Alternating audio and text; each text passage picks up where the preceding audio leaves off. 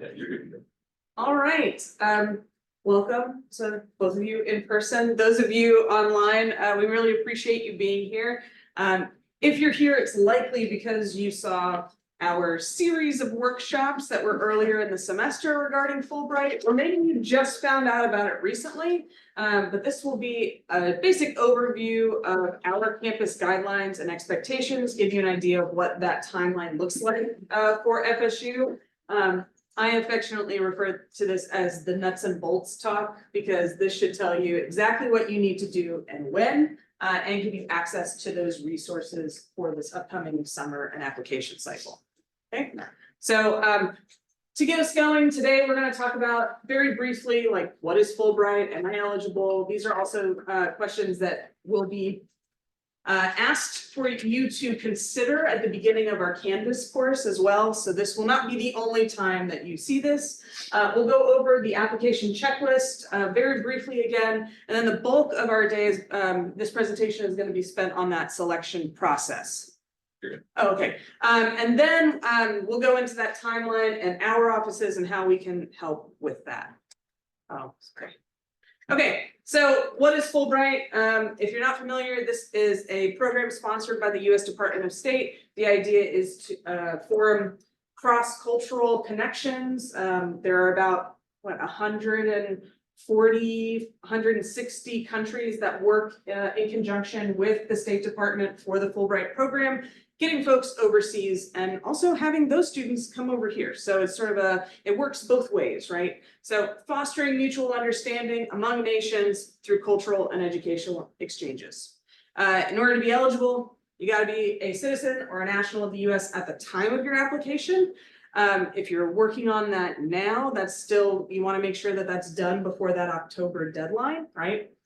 You have to have a conferred bachelor's degree or the equivalent before the start of the grant. So if you are a junior, this is sort of the sweet spot for that, because you'll be applying through the summer, working on that application through this summer, applying at the beginning of fall, finishing out your senior year. And then if everything goes exactly how we want, you'll be starting your Fulbright the fall after that, okay?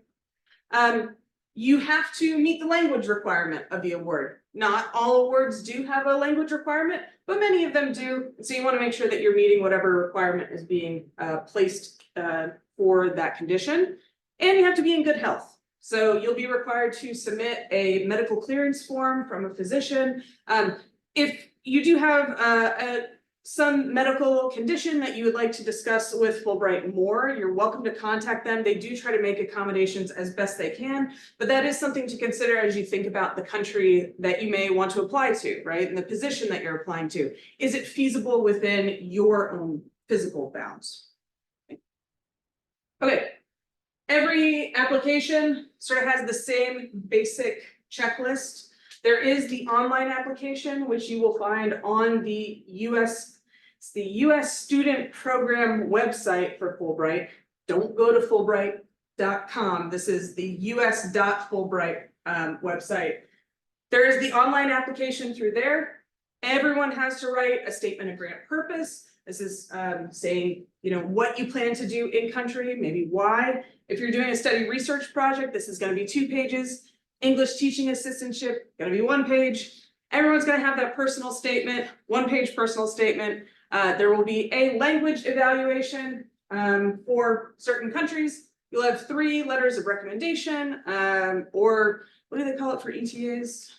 Reference form. Reference forms. Okay, so it's not actually a letter that they'll submit. They get sent a link and they'll fill that out. And then some countries will also have this letter of affiliation that is required. That's typically for your study research awards. Okay. Official transcripts from every institution, your passport, portfolio if you're an arts applicant, all that jazz. This is also available on the website, so you can see exactly for the award type that you're applying for what you need to be providing. So let's talk about the FSU process timeline. We have a Canvas course site that you can self-enroll in. In order to work with FSU, signal to us that you would like to work for either the Office of National Fellowships or the Office of graduate fellowships and awards, you must self-enroll into this course.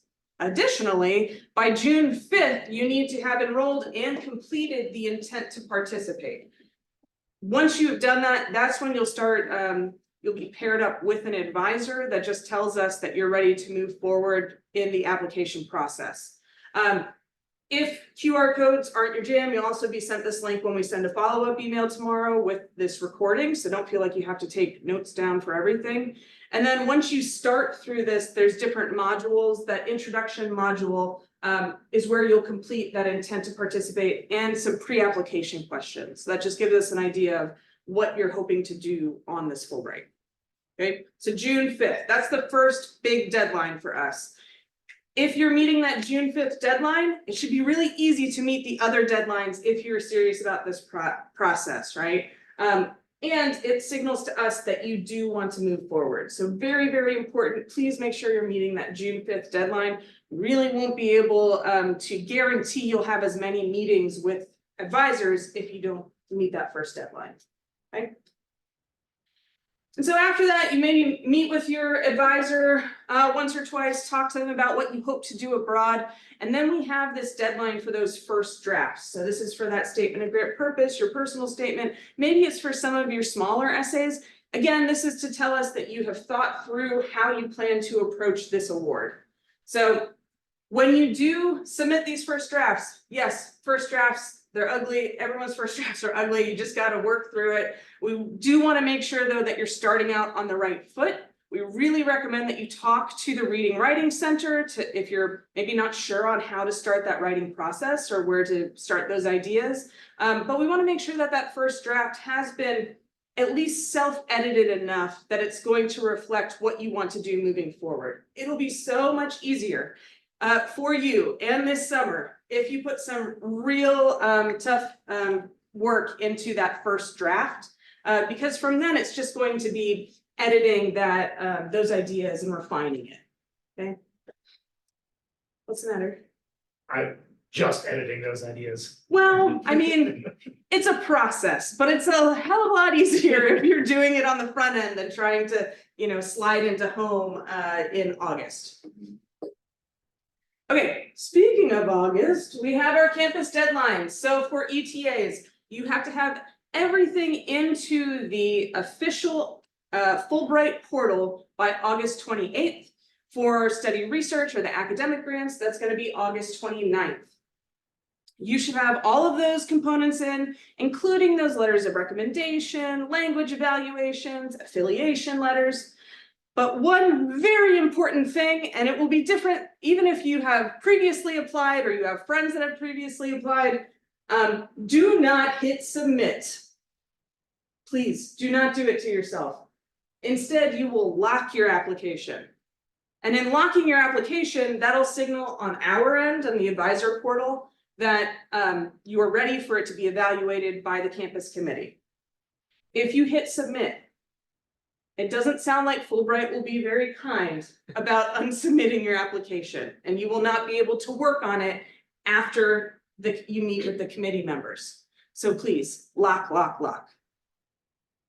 This is different from last year. This is different from last year. This is new. This is brand spanking new. So yeah, if you have friends that applied last year, their advice will be great, unless they tell you to submit it. Don't listen to them. You are just to lock your application. All right. If you meet this deadline, these two deadlines, you will be able to sign up for your campus interview date. These take place in the first 2 weeks of September. This is a time for you to meet with the faculty members that are on our campus committee. You'll have a chance to talk to them about your project. They'll have a chance to give you some feedback. And one of those members will end up writing what's called your campus committee evaluation form. And this is, when done correctly and done well, this really functions as like another letter of recommendation onto your application and is a stamp that says that FSU endorses your application moving forward. So we really encourage you to meet these deadlines on the August 28th and 29th because getting that form is so crucial for your application. You do not have to apply with a CCE form attached. But I will tell you right now, it does not look good to Fulbright National. They know that we have a faculty committee. They're gonna wonder why you don't have that form. Okay. Following your interview, your application can be unlocked and you are free to edit it until October 1st. So your application has to be fully submitted before we can attach that CCE form. So we really want to make sure you're in by the 1st, so there is plenty of time to take care of that. Okay. Any questions about the campus interviews? Anything on the chat? Or are we good? Not yet. Okay, so following all of that, like I said, October 1st should be really the date that you're aiming for. October 8th is the national deadline. And then hopefully, if you've followed our process, you will have submitted well in advance of that national deadline, right? So you can go into the rest of your fall semester just leaving this a little bit behind you and focusing on the fall. But October 8th is that deadline. They will not accept applications after that point. So please, if you think that you might be having issues, we need to talk much earlier than that so that we can try to clear that up in the week before. Typically, semifinalists are announced in late January, and then the finalist announcements are done between February and June. So as you can imagine, right now we are getting those first finalist announcements, right? So Fulbright is a year-long process. It never ends, and we just go from one cycle into the other. So it is quite an elaborate process. Hopefully that has been made clear to all of you. And that's why we want to make sure that you're starting off really, really on the right foot going into the summer. So how can we help? Obviously, we're going to help with that application management, those revisions. But through that Canvas course, you'll also get tips on how to start that self-editing process, resources on campus that you can connect with. We'll also have available there a place for you to introduce yourself, right? There's going to be a whole cohort of you that are applying for different countries and different awards. It just makes sense to rely on each other. There are going to be times maybe that you want another set of eyes on your application. Through Canvas, you'll be able to ask for peer reviews. You'll be able to work with other students that are going through the process and can encourage you and commiserate as needed, okay? And obviously, we're here too to provide you with contacts with Fulbright. So there's many, many people in the Fulbright family, all in their offices. If you have a specific question, we want to make sure that you're asking the right person or that we are getting in touch with the right person to assist you. Okay. And then lastly, because I forgot to do it, and I think that's maybe why you guys were laughing earlier, we're a very big 2 offices. We got 6 people helping you out here. My name, now that we're at the end of the presentation, is Bonnie Garcia Glockner. I'm the Assistant Director for the Office of National Fellowships. If you're an undergraduate or a recent alumni, more than likely you'll be working with myself or with the man in the back here. Jesse Leland, the Associate Director at ONF. So yeah, primarily undergraduates and alumni. I've worked with grad students in the past, so happy to help you. And then we also have representing the Office of Graduate Fellowships and Awards. Would you like to introduce yourself? Yeah, I'm Keith McCall. I'm the Assistant Director of the Office of Graduate Fellowships and Awards. So I work primarily with the graduate students applying. So you have officially met 50% of the people that could potentially be assisting in your application process. If you would like, you can contact any one of us here, but feel free if you have questions now to ask them. We want to make sure that you get anything answered, especially as we go into this next phase. June 5th seems like it's so far away, and yet it's not. So if you have questions, let's make sure they get answered now so that you can confidently step into May. Okay. Anyone? Question in the chat. Currently a second year, would I be waiting for June next year to begin submitting the intent to participate? So yes, you need your bachelor's degree before you are capable of applying to a Fulbright in general. And if you're applying fall 2024, you would not be starting your Fulbright until fall 2025 at the earliest. In some cases, that would be spring 2026. So yeah, you do apply a year in advance. So if you're currently a second year student, if you're graduating in 3 years, maybe that's a different story, but if you're planning to graduate in 4, you would wait and apply the summer before your final year at Florida State. If you're a master's student, apply at the end of your first year, likely PhD students at the end of your coursework, probably after your 3rd year. But it depends. Yeah, don't feel like you need to enroll in the Canvas course now because it is very specific to this current cycle. So Yeah. unless you're thinking about applying in a different cycle, it is not really for you, so not yet. Any other questions? Do you have specific people from like grantees that went to specific countries that that we could talk to? Some, yeah, we definitely have Like a pretty. Depends on the Depends on the country, obviously. Yeah, Yeah, no, because I have a few that I'm considering. I'm like, I am so indecisive, so I'm really trying to figure out which one. yeah, and I know on our YouTube page, we have, like, we did a panel a few years ago that was with ETA applicants. Or ETA recipients, and it was, I think, someone who was technically still there, someone who had just gotten out, and then someone who was like a few years beyond that. And so we have a few places that are already published that have experiences like that. If you go onto the Fulbright website, you can also see on there is a whole list of awardees for FSU. And we're also happy to connect you with someone who may have applied to the same region or same award type.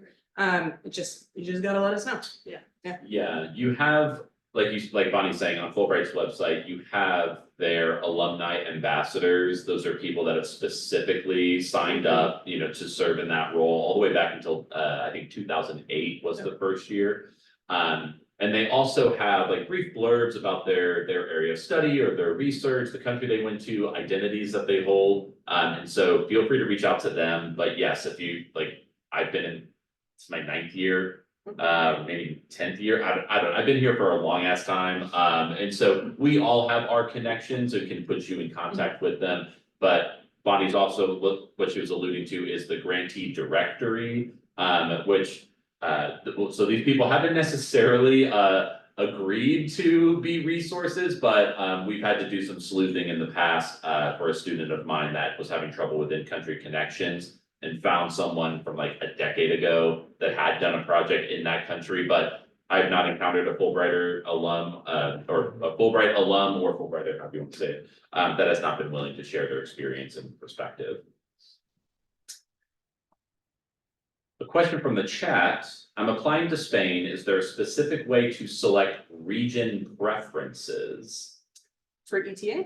I'm assuming this is for an ETA, Emily. Okay, yeah, so for ETAs for Spain, they have such a robust program that you actually need to put in the first line of your statement of grant purpose what region and what age group you plan to work with in Spain. So if you go to their country page, they make it very clear, if you're applying for this region, this is what you should expect, and this is what they expect of a candidate applying there. So yeah, it's just that first line of that statement of grant purpose needs to have that information in there. It's not going to be something that you're selecting in the application itself beyond just Spain. So when you start working on your applications, I usually tell students to bookmark that country page for whatever award you're working on. You will want to know that country page like frontwards and backwards, because there's little things like that. Like you wouldn't know that you have to put that for Spain unless you get down into like application, I think it's special application components. And then it's like this one line, but that's buried in the wall of text leading to it, right? So you want to make sure that you are going through that entire award page for that country and that you understand it fully. Yeah. Yeah. No ETA is built the same. No, definitely not. Yeah. Any other questions? Any other questions in the chat? Doesn't have to be about the Fulbright process, could be about your specific award. Yeah. Or country. Or it can be about ONF and OGFA. We're happy to answer anything right now, so. Definitely a time. Yeah. Yeah. Just to clarify, I know you said that you'll be like meeting with someone to go over your things throughout. And then the first 2 weeks of September when you interview, that's just like a final like check-in, like everything looks good. Okay, so this is two parts, so, when you start working on the intent to participate, the pre-application, once that's submitted, you get paired up with an advisor. And then you'll start meeting with the advisor on a schedule. I mean, we sort of guarantee if you meet our deadline, you'll be able to meet with an advisor like 4 or 5 times over the summer, right, at a minimum. Sometimes you'll want more help if you're trying to flesh out something that's really a knot you're having to untangle. Sometimes you're gonna need less. What we want though is that at each turn, you're really spending quite a significant amount of time with your application, that you feel confident that it's telling your story the way that you would like. And then we're gonna help you just refine that further, right? So that's one part. If you meet that deadline then in August with all of those application components, you'll sign up for the campus interview. That's usually 3 or 4 faculty members on a Zoom call with you. They've all had a chance to review your application packet. That's why you lock it down. We download the entire packet and give it to them.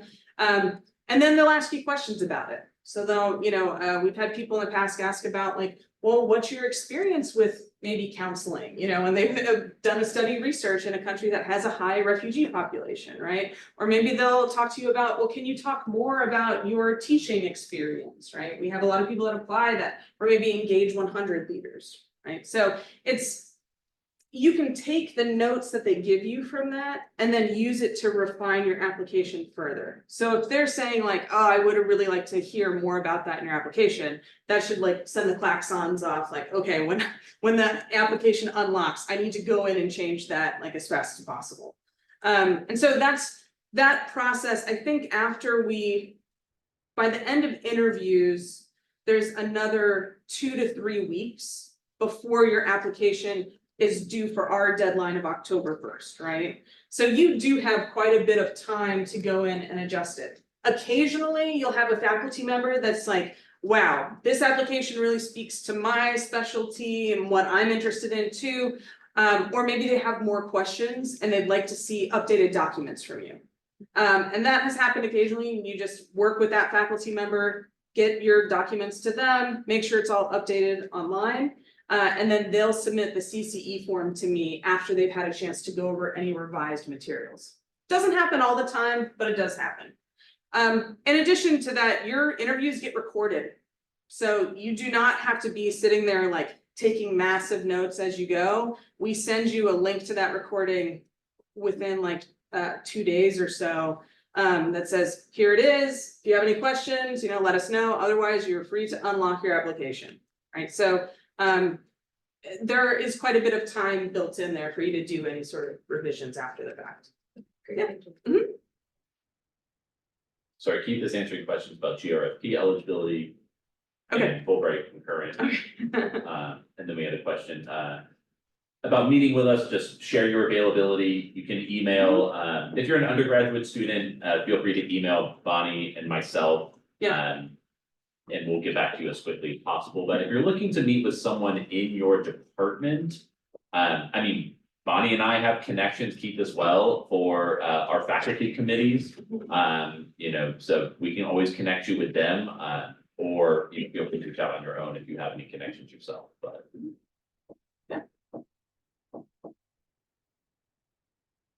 Anything else? Yeah.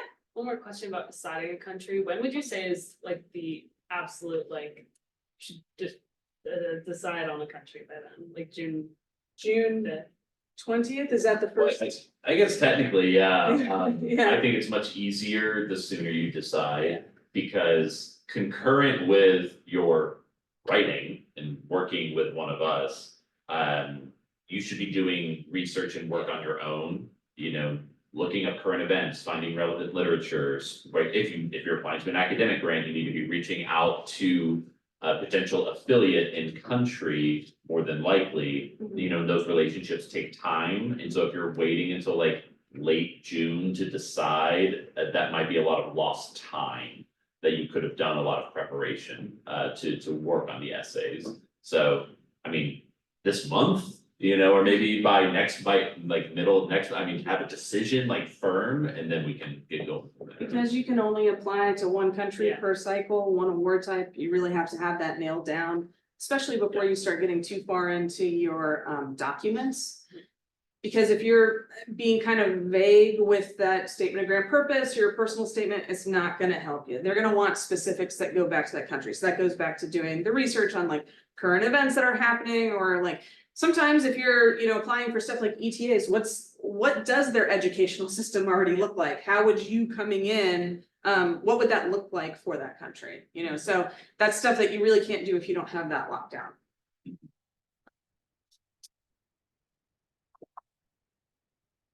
Any other questions from the chat? Or here, we both can ask questions when I first. Let us know if anything is weird in the campus site. Yes, It's our first year ever using it. It's brand new. yes, it is. So if anything doesn't work or doesn't progress through the site the way you think it should, just shoot us an email. If you're an alumni, you should still be able to access it with your FSU ID and password, because IT has told us that you can. But if that is A lot not of the faith case, in IT. if that is not the case, you just need to contact IT to get your credentials again, but you should still have access to that page.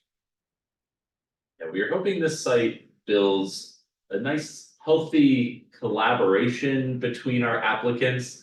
My students always find Reddit threads and Slack channels and places that can maybe cause more stress than it alleviates. But anyways, we're all in this together. I think a Fulbright application truly takes a village. It's not just working with us, it's your faculty, it's the writing center, it's your peers, to get to the finish line. All right, well, thank you, everyone. We really appreciate you being here in person. Thank you for letting me speak at you. And to all of you that are here virtually, we really appreciate it. It's been said a bunch, but if you do have questions, please reach out to us. We'd love to answer them, make sure that you feel confident going into this award cycle. Thanks so much.